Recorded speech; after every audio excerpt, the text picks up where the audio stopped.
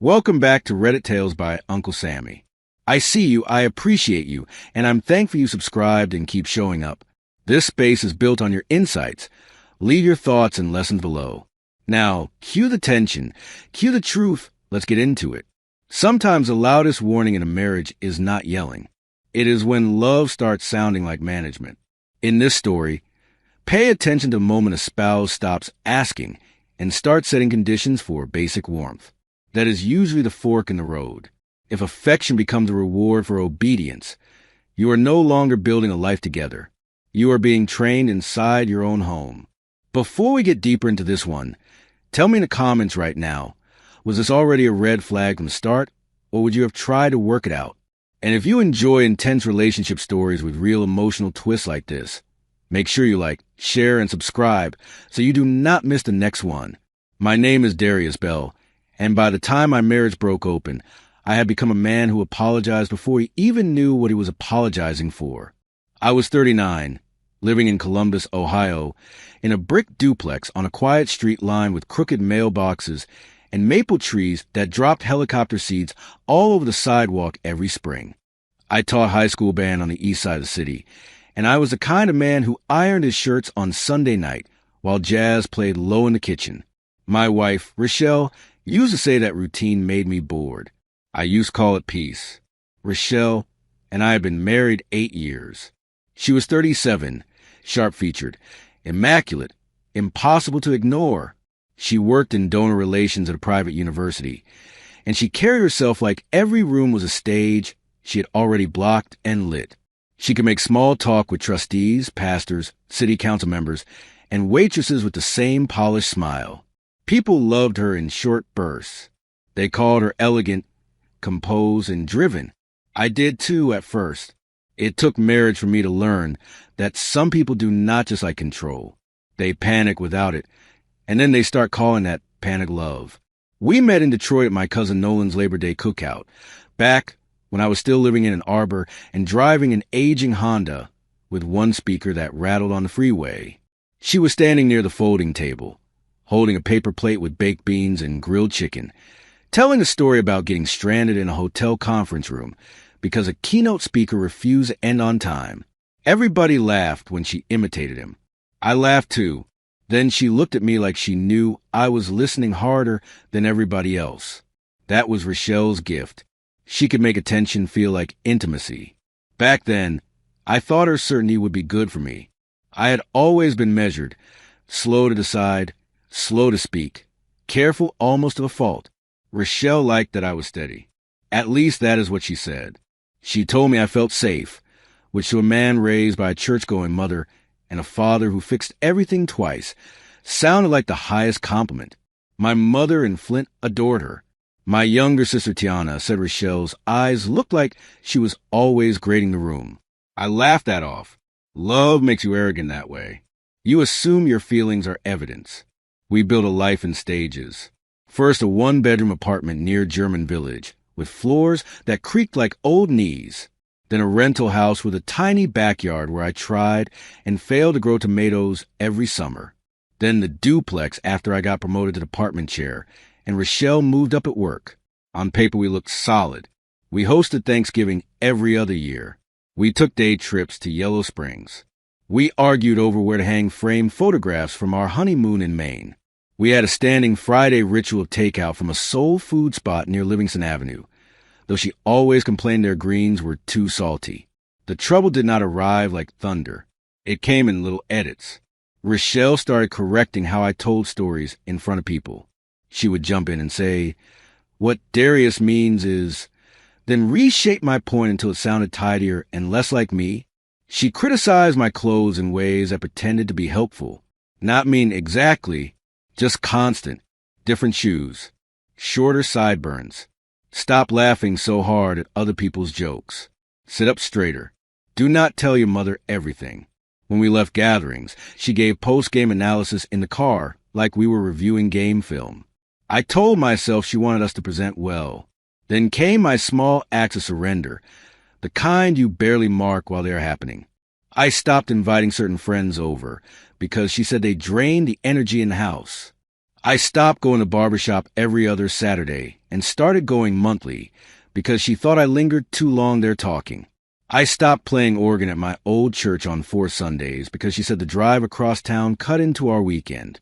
Every time I yielded, I told myself I was choosing maturity, compromise, unity. That is how you can disappear without noticing. You call a harmony while your edges get sanded off. The first moment that should have shaken me happened in a diner outside Dayton during a February sleet storm. We had driven there for her cousin's baby shower and stopped for coffee on the way back.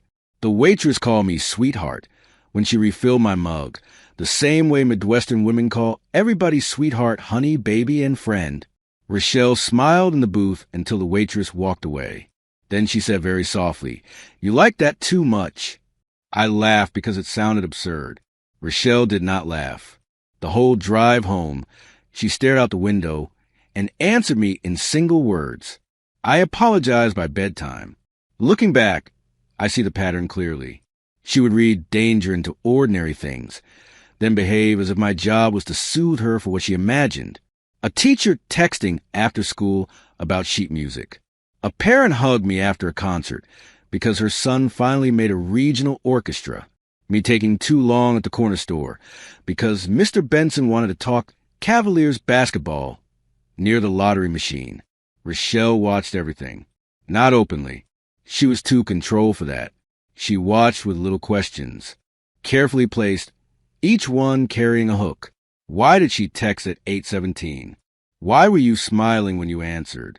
I learned to manage her moods the way some people manage weather. I checked the radar before leaving the house. I softened the details, delayed sharing good news if her day had gone badly, offered reassurance before she asked for it. I told myself all marriages had private languages, and this was ours. But my language was becoming one of prevention. I was not living. I was pre-clearing my existence. The shame of it was hard to explain because nothing looked dramatic from outside. There were no holes in walls, no screaming on the lawn, no grand betrayals. Just a slow occupation of my nervous system. The year everything split apart began with a marching band trophy and a busted furnace. January in Columbus that year was brutal. All slate sky and road salt and wind that cut through coat seams. My students won a statewide jazz competition in Cincinnati, and for the first time in years, I felt professionally alive. One of my saxophone players, a serious young girl named Milan, played her solo so beautifully the whole hall held its breath. On the drive back, I cried a little in the school van while everybody slept. Not sadness, relief, proof that something I had nurtured could still bloom without being criticized. When I got home that night, the house was cold enough to see my breath. The furnace had gone out. Rochelle was irritated before I got my key into the lock. Not scared, irritated. She stood in the hallway, wearing wool socks and one of my old college sweatshirts, and instead of asking about the competition, she said, "You left me here freezing to death." I reminded her I had been in Cincinnati with students, not at a casino. She rolled her eyes and said my tone was defensive. Then she asked whether one of the mothers had helped me unload instruments, and how long that had taken. That should have been a clue, too. Even my joy came home and had to pass inspection. Still, I stayed. Not because I was weak, though I spent months calling myself that afterward. I stayed because I understood Rochelle through a generous lens built from scraps of her childhood. Her father left when she was 9. Her mother had cycled through jobs, churches, and men with exhausting speed. Rochelle grew up in St. Louis learning that affection could vanish without warning and stability could be snatched away by somebody else's selfishness. I knew that, so every controlling behavior looked, to me, like fear in dress clothes. In March, my principal asked if I would help launch an arts partnership with a community center on the South Side. It meant 2 evenings a week for 12 weeks, teaching beginner music workshops to middle school kids. No extra glamour. Barely any extra money. But I wanted it. I believed in it instantly. The center was in an old brick building beside a church with a peeling sign and a parking lot full of potholes. Kids came in carrying instrument cases held together with duct tape. They were funny, loud, hungry, and curious. The first night, one boy tried to play the trumpet upside down and blamed the instrument, Rochelle hated the program before it even started. She said it was one more thing stealing me from home. I pointed out it ended by early summer and only took 2 evenings a week.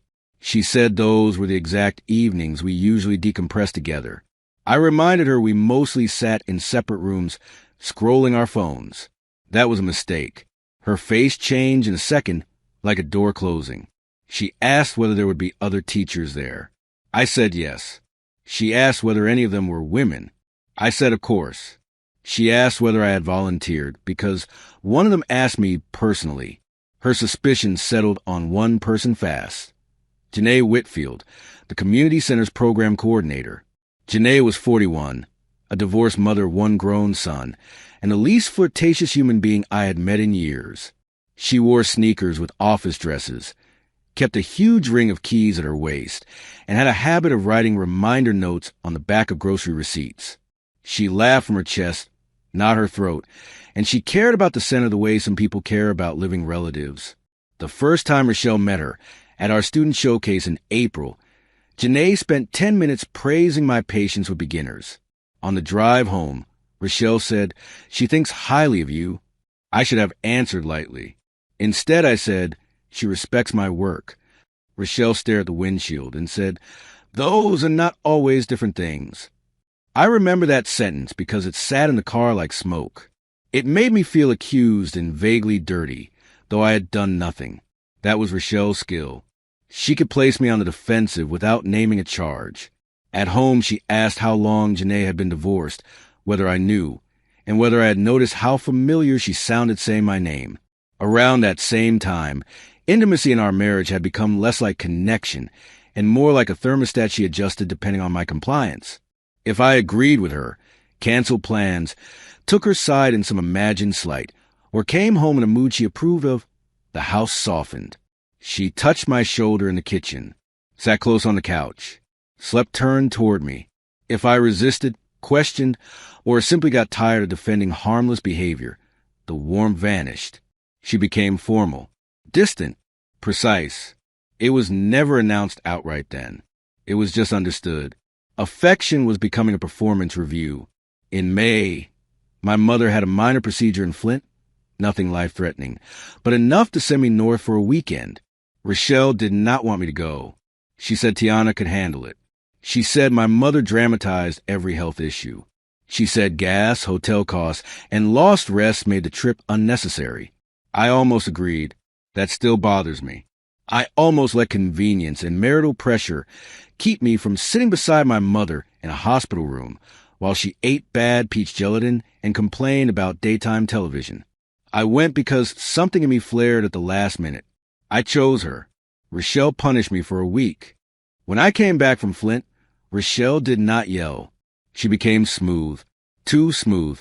She asked about my mother in a tone, so even it felt rehearsed. She left my favorite mug out on the counter, but did not fill the kettle. She answered texts from me with thumbs up emojis while I was gone, then told me I sounded guilty when I overexplained. That week she slept in a satin bonnet and on the far edge of the mattress. On Thursday, I reached for her, and she moved my hand away without looking at me. "Not tonight," she said, as if I had not earned normal tenderness. Summer came thick and humid. The neighborhood smelled like cut grass, warm asphalt, and somebody grilling sausages every Sunday afternoon. I spent more time at the community center and less time rushing home. Not because of Janae, because of the feeling I had there. Kids banging on drums, old fluorescent lights buzzing overhead. Church ladies in the next room arguing over a fish fry sign-up sheet, a box fan rattling in the hallway. Life, unmanaged life. One evening, after class, Janae handed me a cherry lemon sun drop from the vending machine and said, "You look tired in your bones." I almost cried from being seen plainly. That scared me, so I set a boundary with myself. Decision number 1. I stopped lingering after the workshops unless we were cleaning up equipment or discussing schedules. I did that because I knew how starved I was for unpressured kindness, and I did not trust what deprivation can turn simple comfort into. Janae noticed. She asked if everything was okay. I said yes, just trying to keep clear lines. She nodded once and said, "That is usually wise." No offense. No flirtation. No drama. Just respect. It hit me then how unusual it had become for someone to accept a boundary without turning it into a punishment. The real breaking point arrived on an August Tuesday during a thunderstorm. I came home drenched because my umbrella had snapped in the parking lot at school. The kitchen lights were on, but the house felt staged, too orderly, like no one had actually been cooking or living in it. Rochelle was sitting at the table with a legal pad, her reading glasses low on her nose, rain tapping the windows behind her. She looked up and said, "We need structure. Not a low. Not towel. T, sit down. Structure." Then she slid the legal pad toward me. On it was a list titled Marriage Expectations. I stood there dripping on the hardwood, reading bullet points that felt like employee policy. Home by 5:30 unless previously approved. No social contact with female colleagues outside required work. No weekend travel without mutual agreement. Password transparency. Share location on at all times. Recommitment to putting marriage before outside obligations. At the bottom, underlined twice, was one more line. Emotional and physical closeness will reflect cooperation with these boundaries. I read it 3 times. My ears started ringing. Rochelle folded her hands and said, "I am done begging for basic respect." I asked whether she understood what she had written. She said, "Perfectly. I remember every detail of that kitchen. The smell of bleach from the counters. The little ceramic fruit bowl my aunt gave us. Water dripped from my cuffs onto the floor." I asked Rochelle what physical closeness will reflect cooperation meant. She did not hesitate. "It means I will not keep giving myself to a man who refuses to prioritize me." I said that sounded like punishment. She said, "No, consequence." I said the line about approval made me feel like a child. She said maybe I needed firmer guidance because freedom had made me careless. Then she leaned back and delivered the sentence that finished our marriage. "Obey me or no intimacy." There are moments when a room does not spin or explode. It just goes still, and you hear yourself think something clean and final. Mine was this: if I stay after this, I will not respect myself again for a long time. Rochelle must have expected an argument, maybe tears, maybe bargaining. That had been our pattern. Instead, I took off my wet shoes, set them by the door, and told her calmly that she had crossed a line we could not cross. She laughed once, short and dismissive, and said I was being dramatic because I hated accountability. I told her affection was not for payroll. I had 2 choices then: sleep on the couch and revisit in the morning, or leave while I still have clarity. Decision number 2. I left, not because I was brave in some cinematic way. I left because I know myself. One more hour in that house, and I would have started soothing her, explaining her to herself, making the ugly things sound understandable. I packed a duffel bag with clothes, my trumpet case, toiletries, and the shoebox where I kept old recital programs and my father's watch. Rochelle followed me room to room saying, "So this is all it takes?" I did not answer. That mattered. I drove to a hotel near Easton with dim lamps and a lobby that smelled like lemon cleaner and old carpet. I slept badly the first night, waking every hour and checking my phone like I expected to be summoned back. Rochelle texted at 12:14 a.m., then 1:03, then 5:40. First anger. Then there was confusion. Then practical items. "Are you coming to the Reynolds dinner Saturday? Did you take the good charger?" I stared at the screen and realized she was already trying to move me from human being to malfunctioning appliance. I turned the phone face down and listened to the air conditioner rattle until dawn. The next morning, I called my cousin Nolan in Detroit, the same cousin whose cookout had introduced us. He let me talk for 12 minutes without interrupting. Then he said, "Man, that was not a marriage conversation. That was a controlled conversation, wearing a wedding ring." I sat on the bed in my socks and cried so hard my chest hurt, not because it was over, because somebody named it plainly. Nolan told me to find a short-term rental and stop discussing the relationship through text. He also told me something I wrote on a receipt and kept for months.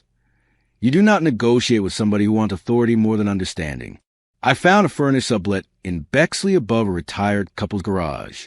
It had slanted ceilings, a tiny stove, and a window overlooking an alley where squirrels bullied each other over acorns every morning. It was not much, but it was quiet. I could leave a dish in the sink, and no one would turn it into a character flaw. I could come home at 7 without preparing an explanation. The first week, the silence felt unnatural. By the second, it felt medicinal. I started sleeping through the night. My blood pressure, which had been creeping up for a year, dropped at my next checkup. Rochelle, meanwhile, treated separation like a campaign. She emailed instead of texted once she realized I was not taking the bait. Her messages swung between "we both made mistakes" and "you abandoned your vows because I asked for standards." She rewrote history with astonishing confidence. Suddenly my band trips had always been selfish. Her jealousy had always been intuition. My need for autonomy has always been emotional immaturity. She asked me to meet twice. I agreed once, in a coffee shop in Grandview, because some part of me still wanted proof that she could recognize what she had done without converting it into my fault. She could not. She arrived in a cream trench coat and gold hoops, looking as polished as ever. The barista knew me by then and gave me an extra shot without asking. Rochelle opened with tears in her eyes and no apology in her mouth. She said she had been scared. She said wives should not have to beg for presents. She said I had drifted. I agreed that I had withdrawn, but I told her withdrawal and control are not the same sin. I told her the written demands, and that sentence in the kitchen changed something fundamental. She exhaled irritated and said, "You always focus on wording when the issue is behavior." That was when I knew counseling would not help unless she first wanted truth more than victory. She did not. She wanted me back in position, back under management. So I told her I was filing for divorce. The words made my mouth go dry, but once they were out, I felt grounded. Rochelle stared at me over her untouched latte and said, "Over one sentence?" I said no, over the architecture underneath it. Over years of fear being used as justification for control. Over affection being turned into leverage. Over me forgetting my own shape, trying to fit inside her insecurities. For once, she had no clean rebuttal. Divorce did not make me noble or instantly healed. It made me tired. We sold the duplex in late fall, and I cried in the empty living room after the realtor left because there were still pale rectangles on the wall where our pictures used to hang. Grief is rude that way. It ignores logic. I could know leaving was right and still mourn the version of us I had spent years protecting in my head. At school, I functioned.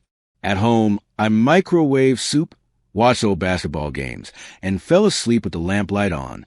Every few days, I almost texted Rochelle some harmless memory. I never did. Janae stayed exactly what she had always been during those months. Steady. She did not pry. She did not hover. She asked practical questions, like whether I needed the center to shift my hours on court dates. Once, after a long evening cleaning out a storage closet full of dented music stands and Christmas pageant props, she handed me half a turkey sandwich wrapped in wax paper and said, "Eat something before you turn into a cautionary tale." I laughed for the first time that week. The laugh felt rusty. Janae heard that and smiled like she respected machinery that still worked after hard use.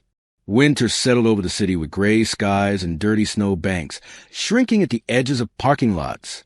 My divorce was finalized in February, almost 6 months after I walked out. No spectacular courtroom scene. Just signatures, calculations, and a judge who looked bored by our pain. Rochelle got a larger share of the furniture because she cared about furniture more than I did. I kept my father's watch, my records, the upright piano, and the little cast-iron cornbread pan my mother had given us as a wedding gift. When I carried that pan into the Bexley apartment, it felt absurdly emotional, like rescuing a witness. I made a rule for myself after the divorce. No new relationship until I could tell the story without making myself either a victim or hero. That took work. Therapy, mainly. Saturday mornings in a modest office near Upper Arlington with a therapist named Dr. Brenda Ellis, who wore brooches shaped like birds and had a way of waiting through my polished explanations until the truer thing came out. She asked me why I had stayed so long. Not why Rochelle acted that way. Why I stayed. That question changed everything. I stayed because being needed made me feel valuable, even when the need was swallowing me. By spring, I had rebuilt routines that belonged only to me. Saturday barbershop visits returned. I played pickup ball at a rec center, where everybody complained about their knees and still foul hard. I drove to Flint to see my mother, without presenting a case to anyone. I started buying tulips from a woman at the North Market, even though I had no dining table worth decorating. Small freedoms can make a grown man emotional. One Friday after the workshop, Janae asked if I wanted to grab dinner with a few volunteers at a diner on Parsons Avenue. I almost said no from habit. Then I said yes. That diner mattered more than it should have. Fluorescent lights, cracked vinyl booths. A waitress named Loretta called everybody baby and never wrote down orders. There were 6 of us at first, eating chili and grilled cheese and arguing over whether school funding ever improved by accident. One by one, people left until it was just me and Janae over pie neither of us needed. She told me about her son in Denver and how she missed hearing his key in the door. I told her about music camps, my father's old records, and the strange loneliness of peace after chaos. She listened without editing me. I went home that night and sat on the edge of my bed for a long time because I understood something dangerous and hopeful at once. I liked her, not as refuge, not as a rebellion against Rochelle. I liked the actual woman, her unvarnished speech, her practical shoes, the way she never performed empathy. She just offered it. That realization scared me enough that I waited 3 more weeks before asking her to coffee alone. I wanted to be sure I was moving toward something, not away from a bruise. When I finally asked, she said, "Coffee is fine. Honesty is required." Our first real date was in late April at a bookstore cafe in Clintonville, while rain streaked the windows and a local folk trio tuned up in the corner for an evening set. Janae arrived 10 minutes early with a library book in her purse and a pen tucked behind one ear. She looked exactly like herself, which I appreciated more than I can explain. No theater, no curated mystery. We talked for 3 hours, not just about the divorce, about our fathers, about money habits, the church hurt, about her rule that she never dates men who describe every ex as crazy, because that usually means he is hiding himself. I told her I had almost become one of those men. That would be easy to describe Rochelle with one harsh adjective and dodge my own participation. Janae stirred cream into her coffee and said, "But you are not doing that, which is a good sign." Then she added, "For the record, I am not interested in being appreciated only because somebody else failed you. I want to be known on my own terms." That sentence settled in me. Appreciated on her own terms. I told her that was fair, and more than fair, necessary. She nodded once like a contract had just been made, without paperwork. We moved slowly. That was new for me. No dramatic declarations. No hunger confused for destiny. We walked around Schiller Park on damp evenings. We ate fish sandwiches from a corner spot with handwritten specials on neon poster boards. She came to one of my school concerts and stood in the back beside a trophy case, smiling when the trombones finally entered on time. I helped her haul folding chairs for a Juneteenth event at the center. We learned each other's habits. She hummed while searching for keys. I rubbed my thumbnail when thinking. She needed quiet in the morning. I needed directness when something was wrong.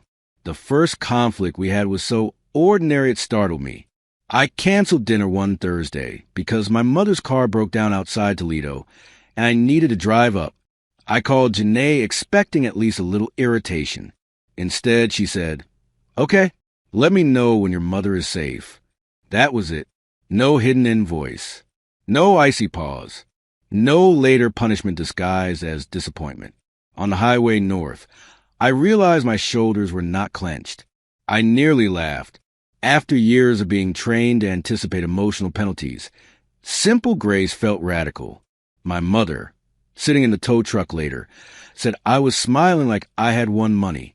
Rochelle resurfaced twice that summer, both times because control hates being forgotten.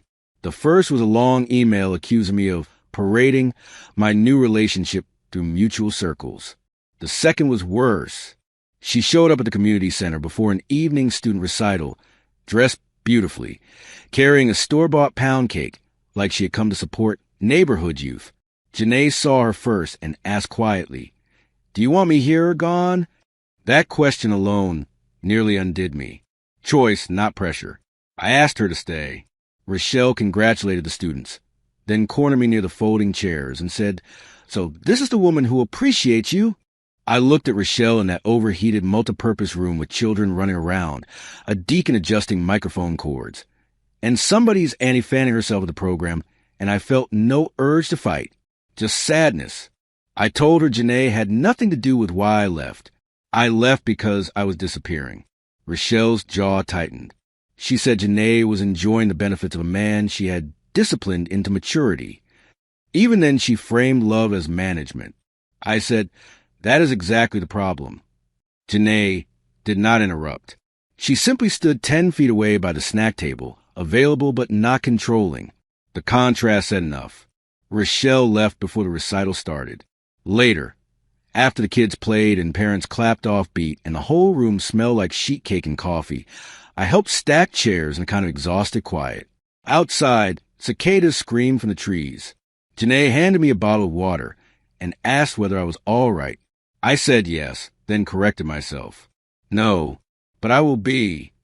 She leaned against a brick wall and said, "That sounded honest. I like honesty."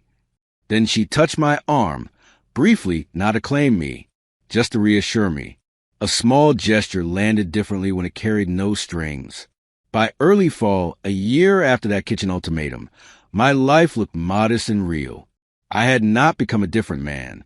I had become a more visible version of myself. I still taught band, still burned toast when distracted, still drove too fast in the rain, and kept spare reeds in every coat pocket. But I no longer lived in anticipation of somebody else's emotional weather. Janae and I had built something careful and warm. She appreciated me, yes, but not in the hollow way of praise after deprivation. She appreciated my actual self, and she expected me to appreciate hers with the same discipline. One Sunday we drove out to a small orchard past Lancaster, bought apple butter and a bag of tart green apples, and sat on the tailgate of her SUV watching families move through the rows. The air smelled like hay and cinnamon donuts. I told her I used to think love meant being chosen so completely that nothing else mattered. She said, "That sounds flattering until you realize it can become a cage." I laughed softly and said I had learned that. Then I told her the truth I had been carrying all year. "You did not save me, but being with you showed me what saving can look like." So when people reduce my story to a cheating headline or a simple tale of leaving one woman for another, I let them be wrong if they need easy categories. The real story is less flashy and more useful. My wife told me to obey or lose intimacy. I walked away, not toward another woman, but toward myself. Later, when I was steadier, I met someone who did not need me diminished to feel secure. That made all the difference. Janae did not rescue me from Rochelle. She met me after the rescue and required that I stay whole. That is what appreciation actually looks like. The part that stays with me is not the divorce paperwork or even that kitchen ultimatum. It is the contrast between two small moments. Rochelle sliding that list across the table like love needed enforcement, and Janae asking in the community center hallway, "Do you want me here or gone?" One demanded obedience. The other offered a choice. That is the lesson.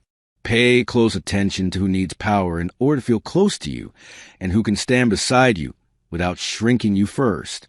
If this story hit you hard, drop your thoughts in the comments. Did Darius leave the right time or did he stay too long? Like this video, share it with someone who loves unforgettable drama stories, and subscribe for more original relationship stories with twists, lessons, and endings that stay with you. The end.